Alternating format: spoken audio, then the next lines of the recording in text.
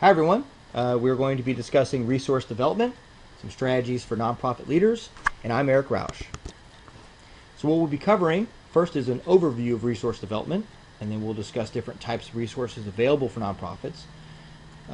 We'll discuss some of the basic techniques to implement for nonprofit leaders to obtain those resources. We'll discuss some challenges and limitations that are often associated with some different types of resources. And I have an example of what I thought was a really creative nonprofit. It's donorschoose.org. And they came up with a really creative way to provide nonprofits with a very valuable resource. And then we'll wrap things up with the conclusion. So, many of you will be asking, why should nonprofit leaders need to develop strategic planning for resources? Well, for one, it provides the ability to support programs and services. It can also strengthen organizations and provide a great opportunity for growth. It can also provide an opportunity to build supportive relationships. I think oftentimes when we think about trying to secure a resource, we become so focused on it that we don't think about the other opportunities that are available. Like, for example, if we're trying to get that government contract, we need to also try to build the relationship with those that we're working with, because they can provide a great supportive opportunity in the future as well. It also attracts people and institutions to your organization and the mission. I mean, after all, people want to be associated with winners. So here's some quotes I thought were appropriate for this resource development presentation. This gentleman here, his name is Simon Malian, and just some background on him. He's the founder of the Malian Foundation. He's 22 years old, and he's a former IBM consultant. And what Simon realized was that sometimes nonprofits, they need expertise just as much as they need money. So what he did was create a website where nonprofits can go and seek assistance from skilled professionals. And for nonprofit leaders, if they're kind of questioning why resource development is so important to focus on, well, a quote there by Dr. Brown, and ultimately, resource development can determine the success or failure of your organization. Let's discuss some of the different types of resources. You have earned income, which can come in the form of fees or membership dues. You have personal gifts that can be a cash donation. Institutional giving, which can be like a foundation grant. You have government funding, which can also be a grant or a government contract. You have investment income, which can be in the form of an endowment or rent. I thought of rent because when I was an undergrad, I rented a house that was next to a Methodist church. And because they own the house, I mean, I actually gave my rent check to the church every month. So that turned out to be a pretty good investment for them. And then you have in-kind support and human capital, which is kind of a more dynamic source of revenue. It could come in the form of, like I said, clothing or canned goods or even or volunteers. From a national perspective, average-wise, program fees, earned income is usually about 50% for nonprofits of their revenues, and government funding rounds out around 30%, and the remaining 20% is sort of a combination of charitable donations, investments, in-kind contributions, etc. Let's do some implementation techniques. So there's several. These two I thought were kind of appropriate. One's an environmental analysis, and then two is a benefits approach.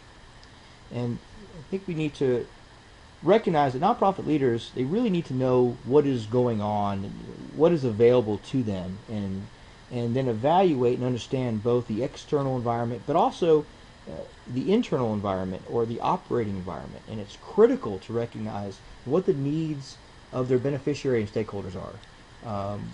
The volunteer labor and funding opportunities available to them. They need to consider the economic condition. I mean, if this was 2008 and we just went through another financial crisis and the country really is in a recession, things will happen. Congress will probably cut budgets. That certainly can hurt government funding, and many donors who maybe are either lost a job or they're struggling to pay their mortgage are going to tighten their belts, and that also can affect funding for nonprofits.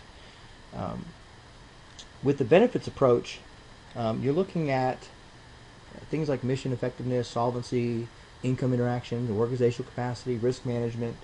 It's really necessary for nonprofits.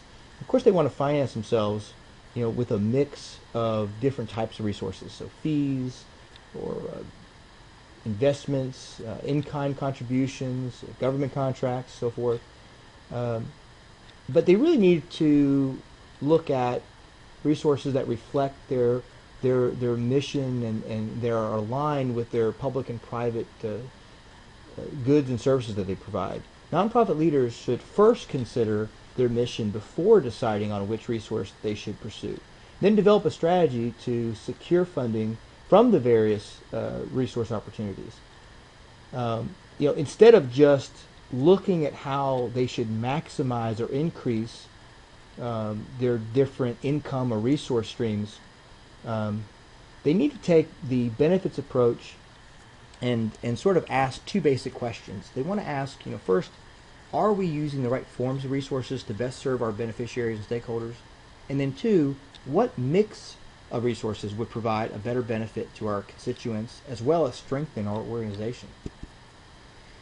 So with the mission effectiveness, we're really asking, what are we accomplishing? What our goals are maximizing our resource opportunities. You're looking at solvency. You want to ask, do we have a stable cash flow and are we creating future pipelines? With income interaction, that can be a little tricky. It's how, if we make a decision and choose a certain type of resource, how is that source affecting our organization and how it's perceived, and mission goals, relationships. Organizational capacity, I would think, is pretty straightforward. It's really, are we able to support the new source of income that we pick up? I mean, if you want to get that government contract, then you have to ask yourself, do we have the infrastructure? Do we have the skilled professionals that know how to manage those contracts? Are we prepared? Conversely, are we underutilizing our ability to get new resources? Are we staying stagnant with the same sources of revenues and we're not being progressive and looking to grow? And then risk management, that sort of entails a lot of different factors, such as diversification, cost, stability, reputation. We want to make sure that we're diversifying, but we don't want to diversify too much to spread ourselves too thin. We don't want to accrue too much cost where it's really cost prohibitive to take on a new resource stream. And all of it ties into how we're perceived and how stable we can maintain our organization. So nonprofit leaders, taking this environmental analysis, they really need to scan and they need to identify key elements in the environment. They need to know what's going on around them. And they need to start monitoring. They need to track these elements over time to spot trends and significant changes. If they are considering a government contract, we need to consider what are the terms of that contract. Is it 12 months? Is it 2 years? Is it 3 years? If we decide to take on some fundraising opportunities, what months are we doing them in? This all ties into forecasting, making estimates about how these factors will change in the future.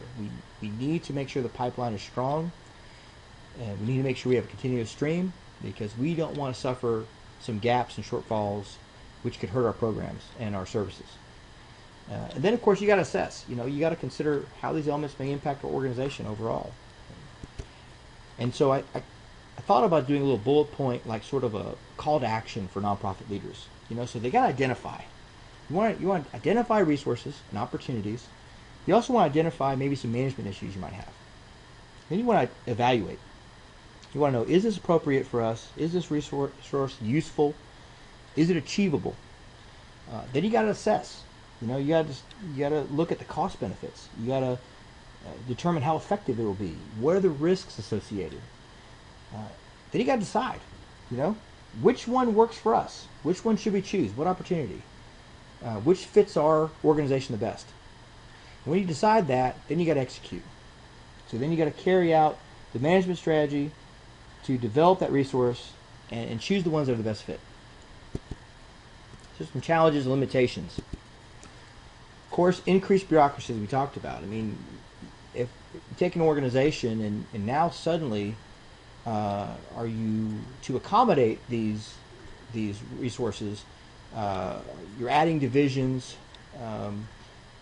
you're going to start having issues with communication, all these different committees, and are you really kind of becoming something that you didn't really want to be? And that can lead to mission creep, and that's where maybe an organization gets sidetracked and starts moving away from really what their mission is, and they get so caught up in trying to garner more resources that they lose sight of what they're trying to accomplish, and that's not good. And then also added costs. I mean, you have to consider that too. Sure, we can increase some revenues here, but how much is it going to cost us to do that, and is it really worth it?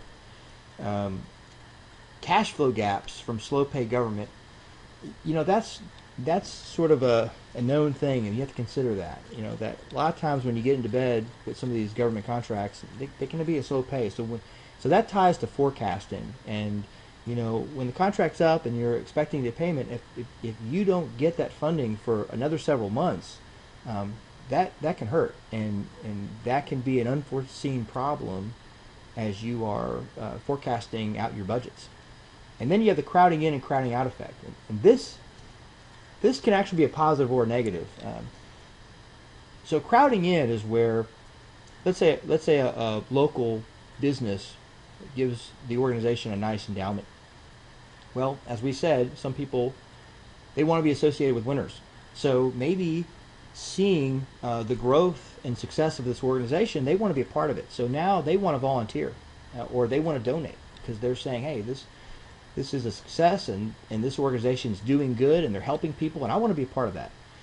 But then you also have the crowding out effect, and it's part of the quirky nature of the human psyche, where people then say they got a $2 million endowment. They can say, well, they don't need me to volunteer for them because they got $2 million. They got plenty of money. Or they don't need my measly $25 because they got $2 million. They're fine. They're financially fine. These are things that perceptions that can happen, and things that have to be considered by nonprofit leaders before they make the decision. So here's DonorsChoose.org. This is the example I thought of. I thought it was a really innovative approach for skilled volunteer labor. So a little background. They started out sort of as this conduit for teachers' projects that needed support. So teachers who came up with ideas for programs and services can upload to this website their ideas, and it's a way for funders and donors to search and find programs that they want to support. And it's really morphed and kind of grown into this gateway for nonprofits to reach skilled professionals that are willing to provide pro bono volunteer work. Maybe they're working professionals and they have families, and they're not looking to work for a nonprofit full time, but maybe they don't mind donating 5-10 hours of their week to help out an organization. So it's a way for them to accomplish personal goals and help an organization out. And I thought it was amazing that 50% of schools have at least one teacher that uses DonorsChoose.org, and that their donor population has grown to over 800,000. I mean, it's just a real testament that this organization looked at the external environment, and they found a need, and they're fulfilling that need. So this is Aaron Hurst. Two quotes that I thought were just great from him that were also appropriate for this presentation was, first of all, him discussing the board members and the connections that they have in their personal and professional lives just lend itself perfectly to helping an organization with these having access to these skilled professionals and volunteer labor. And then also, we talked about how these skilled professionals and this idea of this skilled labor, volunteer labor, is like the holy grail for nonprofits. I mean, most organizations spend so much money on labor, and any organization will tell you that their biggest and best asset are people. So this is just a really creative way to help provide a free service for nonprofits. And to wrap things up, resources, they come in many forms and from many different sources. And we need to really understand, nonprofit leaders need to understand what your missions are and what resources are really appropriate for your organization. You need to plan. Plan for growth, build that pipeline of revenue. And that also means you got to diversify your resource avenues. It's just a way to insulate and protect your organization from any gaps or pitfalls. And you got to be creative and be adaptable.